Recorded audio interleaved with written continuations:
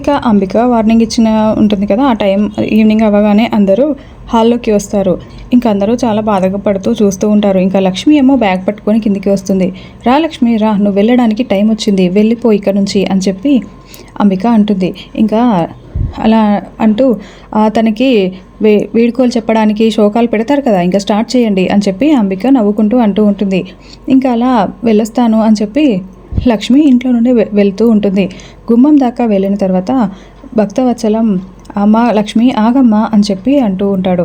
ఇంకా లక్ష్మి అలా ఆగిపోతుంది. ఇంకా భక్తవత్సలం లక్ష్మి దగ్గరికి వెళ్ళి లక్ష్మి చేయి పట్టుకొని తీసుకొస్తాడు. అంబిక నీ మనసు మార్చుకోవా, లక్ష్మిని ఇంట్లో ఉండనివ్వవా అని చెప్పి అంటూ ఉంటే నా మాట మారదు నాన్న అని చెప్పి అంబిక అంటూ ఉంటుంది.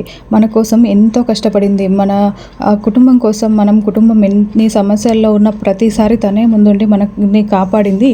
మన బాగోగులు చూసి మన మంచి కోరుకొని మనకు మంచి చేసే వ్యక్తి మన ఇంటి మనిషిగా ఉండకపోవడం నాకు చాలా బాధగా ఉందమ్మా అని చెప్పి అంటూ ఉంటే, నువ్వు పరాయి వాళ్ళ కోసం ఎందుకు నాన్న ఇంత మాట్లాడుతున్నావు అని చెప్పి అంబిక అంటూ ఉంటుంది. ఇంకా లక్ష్మి ఇలా రామ్మ అని చెప్పి వసుధ చారుకేశ దగ్గరికి తీసుకొని వెళ్తాడు భక్తవత్సలం. ఇంకా తర్వాత వసుధ చారుకేశ రెండు చేతులు పట్టుకొని, మీరు పిల్లలు లేరని బాధపడుతున్నారు కదమ్మా వసుధ, నా మాట విని లక్ష్మిని దత్తత తీసుకోండి, మీకు ఇక్కడ నుంచి లక్ష్మినే మీ కూతురు అని చెప్పి చెప్తాడు. ఆ మాటలు విని ఇంట్లో ఉన్న వాళ్ళందరూ చాలా సంతోషపడుతుంటారు. యమున, విహారీ, వసుధ, చారుకేశ చాలా సంతోషపడుతూ ఉంటారు. ఇంక మిమ్మల్ని అడగకుండా నేను ఈ నిర్ణయం తీసుకున్నాను అని చెప్పి భక్తవత్సలం అంటూ ఉంటాడు. ఈ యొక్క కోరికను మన్నించండి దయచేసి అని చెప్పి చెప్తూ ఉంటాడు.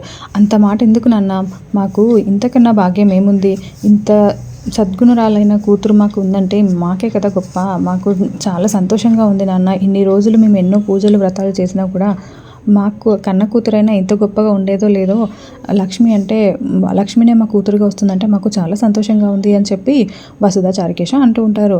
ఇంకా సహస్ర ఇది రేపటి నుంచి నాతో సమానంగా ఉంటుందా ఇంట్లో, తాత ఏం చేస్తున్నారు అసలు అని చెప్పి అంటూ ఉంటుంది.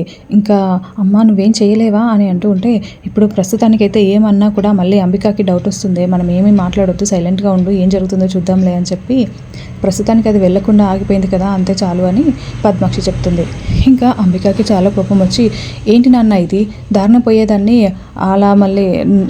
పోయేదాన్ని దత్తత తీసుకోమంటావేంటి, అంటే నన్ను ఇంట్లో నుండి వెళ్ళిపోమంటున్నావా అని చెప్పి అంటూ ఉంటుంది. అది కాదంబిక, అలా ఎందుకు అనుకుంటున్నావు, నువ్వే కదా అన్నావు తనకు ఇంటితో ఏ సంబంధం లేదు అందుకే వెళ్ళిపోవాలి అని అన్నావు కదా, ఇప్పుడు తను చారుకేశ వసుధ కూతురు అవుతుంది, ఈ ఇంటి మనిషి అవుతుంది అని చెప్పి భక్తవత్సలం చెప్తాడు. ఇంకా అవన్నీ కాదు నాన్న, నేనైతే ఉండలేను, లక్ష్మి ఉంటే నేను ఉండను అని చెప్పి అంబిక బ్యాగ్ పట్టుకొని ఇంట్లో నుండి వెళ్ళిపోతూ ఉంటుంది. ఇంకా అప్పుడే గుమ్మం దాకా వెళ్ళిన తర్వాత అంబిక నీ మాట మార్చుకోవా అని చెప్పి భక్తవత్సలం అడుగుతూ ఉంటే, లేదు నాన్న, నా నిర్ణయంలో ఎలాంటి మార్పు ఉండదు అని చెప్పి అంబిక చెప్తుంది. ఇంకా అలా వెళ్తూ ఉంటే, అంబికమ్మ ఒక్క నిమిషం ఆగండి అని చెప్పి ఆ లక్ష్మి అంటుంది. ఇంకా లక్ష్మి అంబిక దగ్గరికి వెళ్ళి, మీరు ఇంట్లో నుండి వెళ్ళకండి అమ్మా, దయచేసి రండి అమ్మ, లోపలికి వెళ్దామని చెప్పి బ్రతిమలాడుతూ ఉంటుంది. ఏంటి నీ నంగనాచే నాటకాలు అని చెప్పి అంబిక అంటూ ఉంటుంది. ఇంకా లక్ష్మి చిన్నగా, మీరు ఇప్పుడు ఇంట్లో నుండి అడుగు బయట పెడితే మీకు మన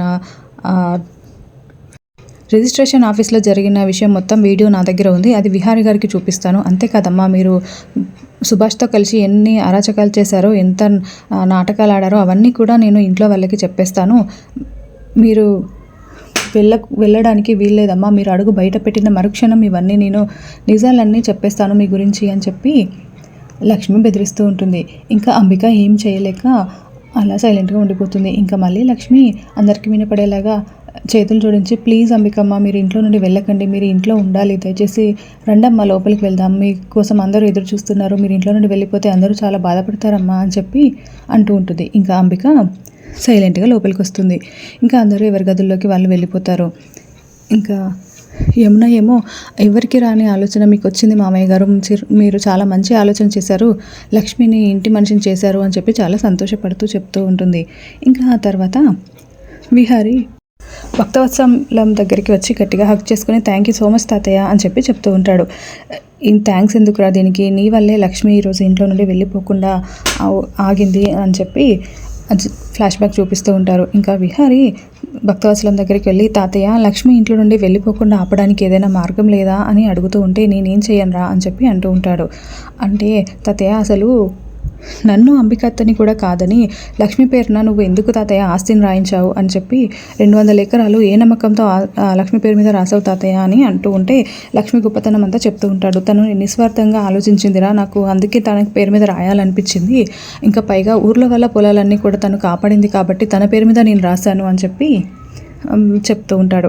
అదే తాతయ్య, మనకి కూడా ఎన్ని సమస్యలకి లక్ష్మి ఎదురు నిలిచి మన అందరినీ కాపాడింది. మీరే ఏదైనా ఒకటి చేయాలి తాతయ్య అని అంటూ ఉంటే నేనేం చేయాలరా, నీ దగ్గర ఏమైనా ఐడియా ఉంటే చెప్పు అని చెప్పి భక్తవత్సలం అడుగుతూ ఉంటాడు. లక్ష్మి ఇంట్లో నుండి వెళ్ళిపోవడానికి నాకు కూడా ఇష్టం లేదురా, తనని ఎలాగైనా కాపాడుకోవాలి అని చెప్పి భక్తవత్సలం అంటూ ఉంటాడు. అదే తాతయ్య, అంబికత్త తను ఈ ఇంటి మనిషి కాదనే కదా అంటుంది, తనని ఎవరైనా దత్తత తీసుకుంటే ఇంటి మనిషి అవుతుంది కదా తాతయ్య అని అంటూ ఉంటే అప్పుడే భక్తవత్సలంకి వసుధ వాళ్ళకి దత్తత ఇవ్వచ్చు కదా అని చెప్పి ఐడియా వస్తుంది.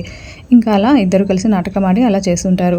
నాదే ముందురా మనవడా, కుటుంబం కలిసి ఉండాలని నువ్వు చేసిన ప్రయత్నం చాలా గొప్పదిరా, లక్ష్మి ఎటు వెళ్ళదు అని చెప్పి ఇద్దరు హక్ చేసుకొని చాలా హ్యాపీగా మాట్లాడుకుంటారు. ఇంకా విహారీ చాలా హ్యాపీగా ఫీల్ అవుతూ ఉంటాడు. ఇప్పుడు లక్ష్మి ఇంటి మనిషి అవుతుంది దత్తతతో, ఆ తర్వాత నేను నా మనిషిని నా దాన్ని చేసుకుంటాను. నీకు నీ తల్లిదండ్రుల నుండి దూరం చేసి నిన్ను చాలా బాధ పెట్టాను లక్ష్మి, కానీ ఇప్పుడు ఈ ఇంట్లో నీకు తల్లిదండ్రుల ప్రేమను కూడా అందివ్వబోతున్నాను. తర్వాత నా దాన్ని చేసుకుంటాను నిన్ను నువ్వు ఇక్కడ నుండి నువ్వు ఎక్కడికి వెళ్ళలేవు అని చెప్పి చాలా సంతోషపడుతూ ఉంటాడు. ఇంకా తర్వాత లక్ష్మి గార్డెన్లో నించొని ఆలోచిస్తూ ఉంటుంది. అప్పుడే విహారీ అక్కడికి వచ్చి లక్ష్మి అని చెప్పి చాలా హ్యాపీగా లక్ష్మి దగ్గరికి వచ్చి హక్ చేసుకోబోతూ ఉంటే లక్ష్మి ఆపుతుంది.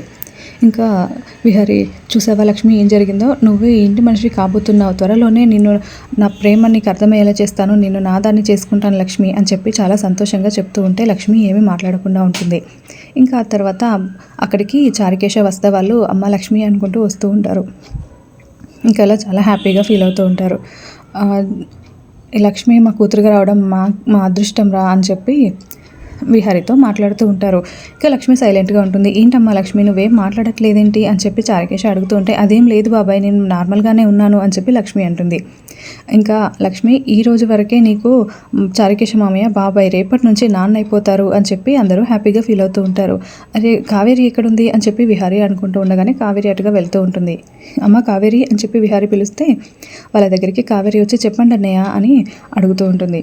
అమ్మ నేను హాస్టల్కి పంపిస్తా అన్నాను కదా, నువ్వు రెడీగా ఉన్నావా అని చెప్పి అంటూ ఉంటే అన్నయ్య ప్లీజ్ నేనేమైనా తప్పు చేశానా, తప్పు చేస్తుంటే నన్ను క్షమించండి అన్నయ్య, నేను ఇక్కడే ఉంటాను, ఏదో ఒక పని చేసుకుంటూ ఇక్కడే ఉంటాను అన్నయ్య, దయచేసి నన్ను హాస్టల్కి పంపించొద్దు అని చెప్పి కావేరి ఏడుస్తూ ఉంటుంది.